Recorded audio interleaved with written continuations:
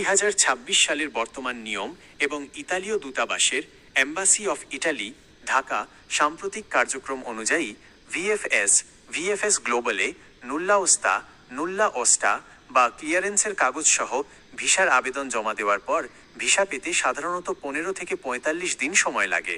তবে নুল্লা ওস্তার ধরনের ওপর ভিত্তি করে সময় কিছুটা কম বেশি হতে পারে। ভিসার ক্যাটাগরি, সম্ভাব্য প্রসেসিং সময়: ভিএফএসএ জমা দেওয়ার পর স্পন্সর ফ্যামিলি রিউনিয়ন 15 থেকে 30 দিন। কাগজপত্র সব ঠিক থাকলে অনেক সময় 3-4 সপ্তাহের মধ্যেই চলে আসে। ডিক্রেত ফ্লুসি বা ওয়ার্ক ভিসা 30 থেকে 45 দিন। কিছু জটিল কেস বা ব্যাকলগ থাকলে সর্বোচ্চ 60 দিন পর্যন্ত লাগতে পারে।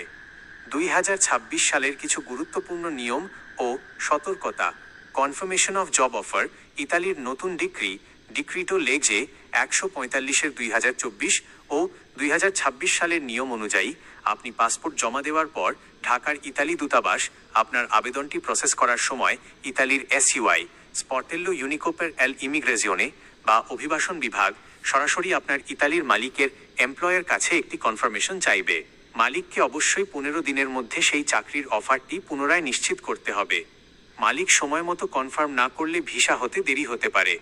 নুল্লা ওস্তার মেয়াদ: আপনার ফ্যামিলি রিউনিয়ন নুল্লা ওস্তা ইস্যু হওয়ার পর থেকে সাধারণত 6 মাস পর্যন্ত বৈধ থাকে।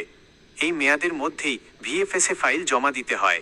ফাইল ট্র্যাকিং: আপনার ফাইলটি বর্তমানে কী অবস্থায় আছে তা আপনি ভিএফএসের দেওয়া রসিদের রিসিপ্ট রেফারেন্স নাম্বার ব্যবহার করে তাদের অফিসিয়াল ওয়েবসাইটে সরাসরি ট্র্যাক করতে পারবেন।